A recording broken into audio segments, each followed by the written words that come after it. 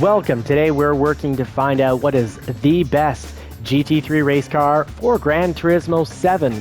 So far, we have tested out the Lamborghini Huracan GT3 2015. So watch that video if you want to find out the pros and cons of this vehicle. So of course, the best race car really comes down to your skill level, your learning curve, and how you like to drive. What's your driving preference? Because in each of these, almost in each of these, and we'll add a few more and test out a few more as time progresses. So turn bell notifications on and subscribe, because we will test out to find out what is the best GT3 race car for you. Now, of course, this is the best race class because the 800 performance points class is where you can do the $1 million race, the best paying race in the entire game. Plus, it's really cool because if you've got a driving simulator with a steering wheel, as we do here at JCCR Adventures, you're going to be able to see which car in the real world would actually be, kind of really worth buying.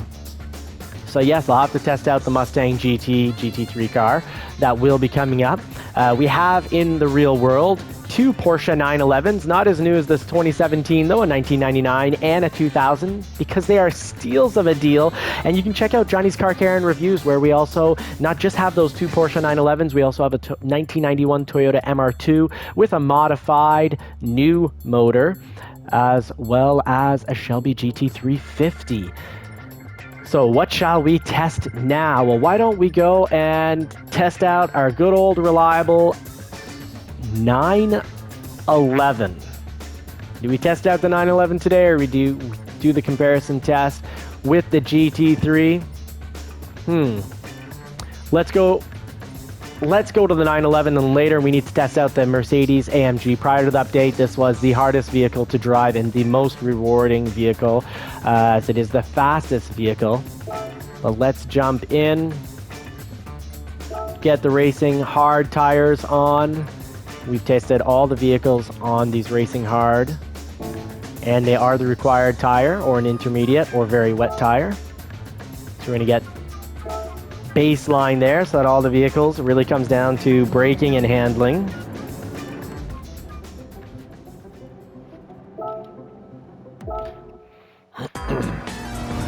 No modification to top speed is allowed, so 6th gear will pretty much be useless. 911 sounds great. Love the loud gear shifting. Help me figure out what gear I'm in, more or less. Got the radar on the right, a little beginner trick so I don't bump into the vehicles to the left or right of me.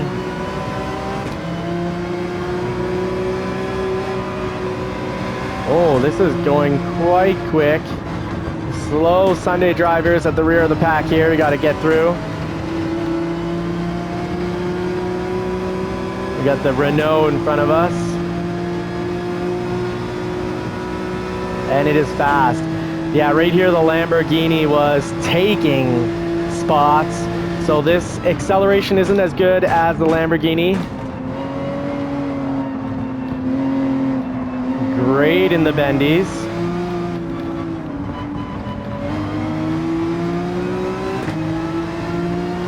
Great in the bendies, so I feel like the passing on the 911 comes down to its superior handling. I can full throttle coming out of bendies, no penalty, no back end that slides out. So the miracle of the mid-engine rear-wheel drive setup. Oh, come on, slow pokes. Sunday drivers out for a stroll. My error there, should have braked a little more. Lose a little time there. I'm trying to dodge all these drivers. Great braking of the 911. This is a fantastic all-around vehicle. It's a great vehicle to learn racetracks on. It's forgiving. Is it as forgiving as the McLaren? I don't think so, but we'll test that out. We'll have to do these back-to-back tests to really figure it all out. Lots of tire wear on this vehicle, though. Take that into consideration. Great all-around vehicle, but it wears out the tires quickly. So goes through a pair of racing soft pretty quick. Oh, beautiful in the bendies. That's where this car, 911, Porsche 911 shines. Let's see, braking, come on, give me a little more. Good, excellent braking. I think the McLaren might have a slight advantage on braking. The Lamborghini was definitely fantastic on braking. Took some positions because of great braking in the Lamborghini. The acceleration on the Lamborghini was quite impressive, and no one seems to be talking about it too much or writing about it online. Forgotten gem. Get some drafting in, then pass him, because I know he's going to brake here, and you don't need to. You just let go of the accelerator for a brief moment, maybe 1.5 second, 1 second. Yeah, drafting again.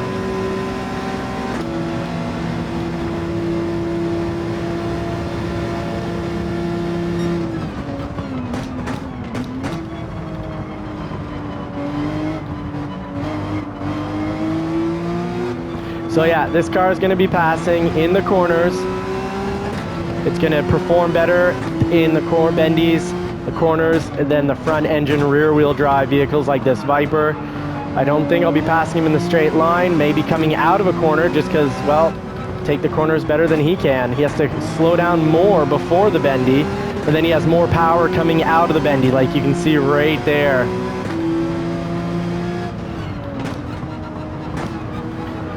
Can I pass him? Oh, he's not going to let me pass on the outside. He did not need to use all that track, but that was wise of him.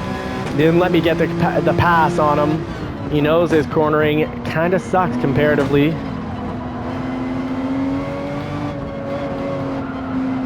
Now here, the Lamborghini shine because the LSD in the back, limited slip differential, allowed for acceleration earlier on while the car is still quite under hard cornering G's.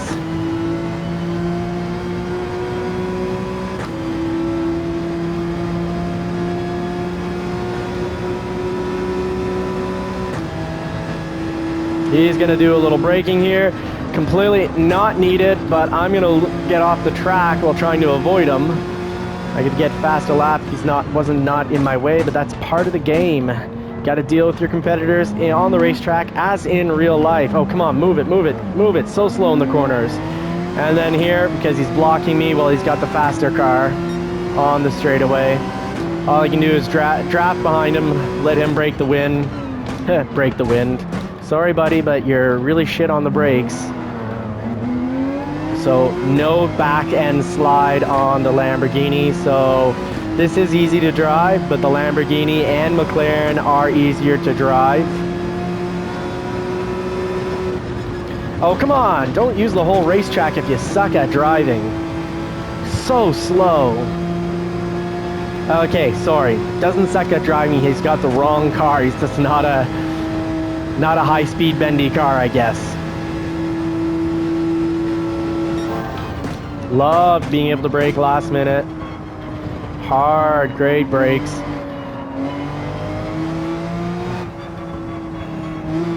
I do like the brakes quite a bit on my real-world Shelby GT350. You can catch that at Johnny's Car Care and Reviews. Pretty forgiving. Pretty forgiving. Great all-around vehicle, the Porsche 911.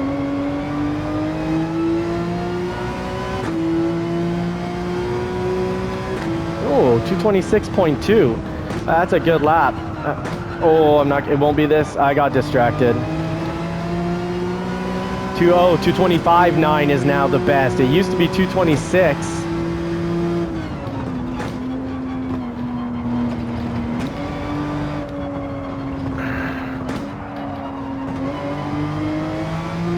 As I get better, is first place gonna adjust and get better? Because he was mid or high 226. He's doing a lap time definitely better than the first time I raced this hot bean Grand Tour GT race.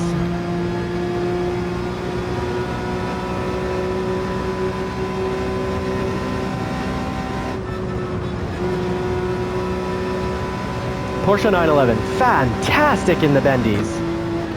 Let's see for braking. McLaren would have made it. Yeah, Porsche 911 makes that test.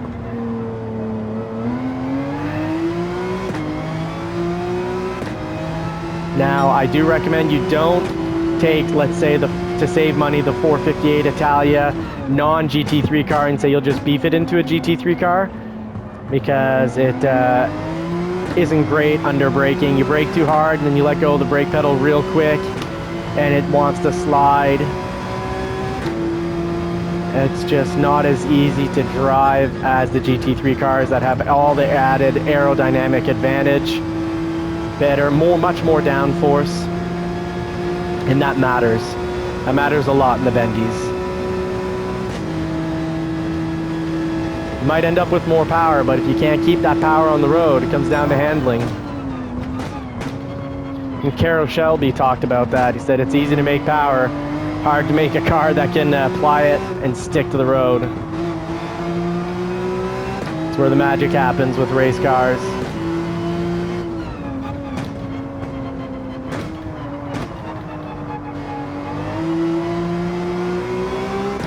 Second slowest bendy in the game, in the racetrack. What is this? Circuit de Sport Francorchamps.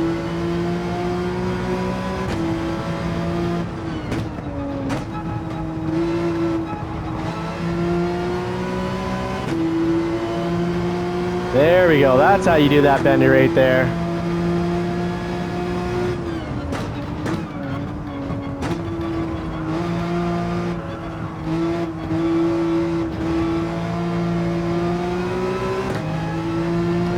That's how you do that. Putting it together. Just got to get all the corners right to get down to 225.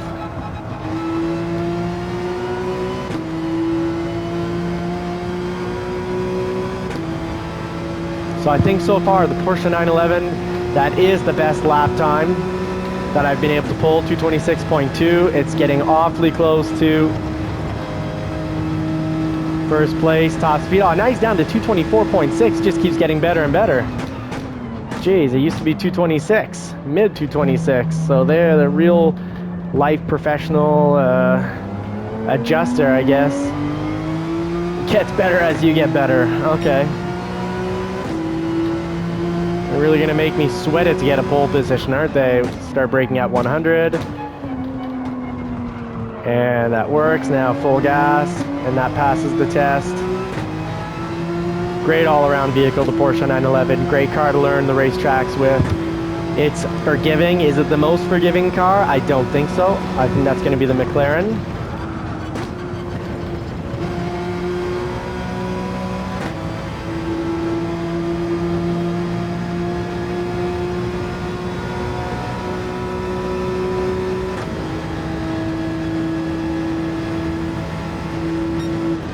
Brake at the 100, ample time to brake, so I can start braking later.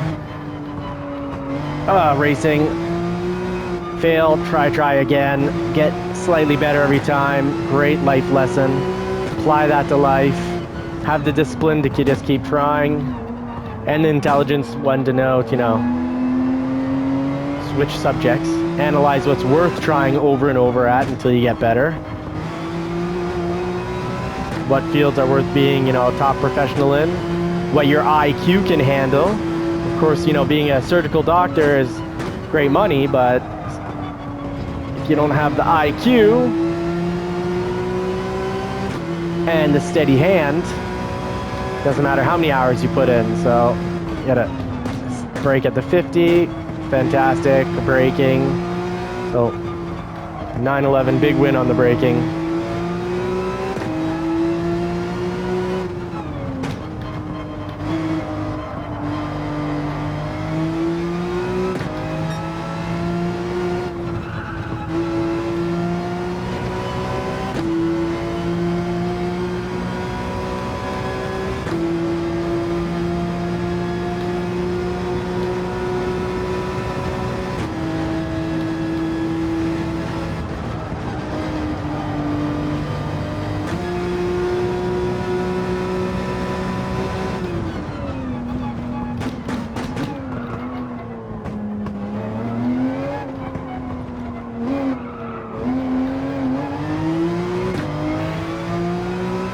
extreme low speed cornering. The Lamborghini is a little bit better. The McLaren, the back wheels, just like the Porsche 911, if they catch those candy canes, and the back end wheel kick can be a little difficult. So another 4th position. Best lap time, 224.6. That just keeps getting lower and lower. This time performed by the Sprint Model 16. We have that. We will be testing it. We have the 4C. Alfa Romeo, we'll be testing that. We have tested the 458 Italia GT3, loved it. We're going through all these vehicles. Let's see. Definitely quite glad and impressed by the look of the vehicle.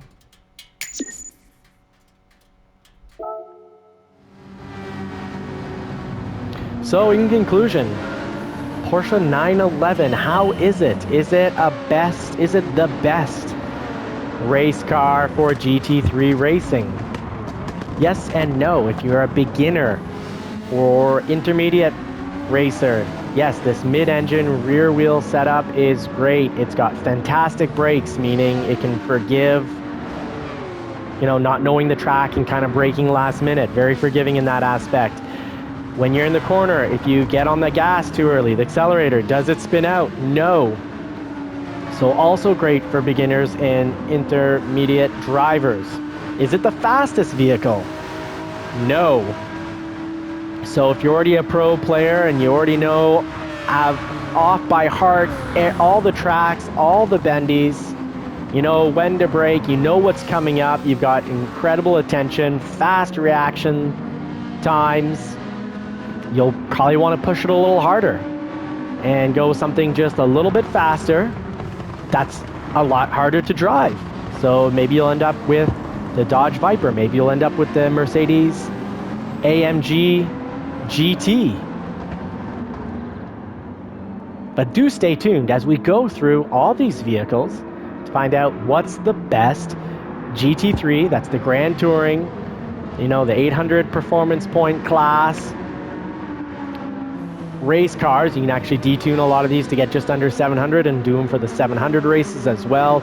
But what's the right vehicle for you? Because when it boils down to it, the best vehicle in GT3 racing is the one that's best suited for you, your skill level, your knowledge level, your ability to memorize, and your ability to focus. I now, theoretically, it doesn't look like it, but I have this course, Francorchamps, Circuit des Sports, I have it memorized, but I get distracted. My attention gets off for a bit of a moment, and I'm like, oh my goodness, this is the corner that I need to go through in first gear, and I'm going way too fast. Well, the Porsche 911 forgives errors like that. So you got to know yourself, and then you can pick out the right vehicle for you. Thank you so much for watching, folks. Turn bell notifications on and subscribe so you don't miss out as we figure out what's the best GT3 car for you in Gran Turismo 7. Now we've got a few fancy, decent cars in the real world, so you can also subscribe and turn bell notifications on to Johnny's Car Care and Reviews. That's the real world version of what we're doing here. This has been JCCR Adventures, and so glad that you took the time to watch. Really, really appreciate it. Take care. Hope to see some comments in the next video. Wish you all more cars and more power. This is Johnny signing out. We got 6th pretty quick. Even got up into 4th. It's a top contender, this 911. Very forgiving of someone that gets distracted.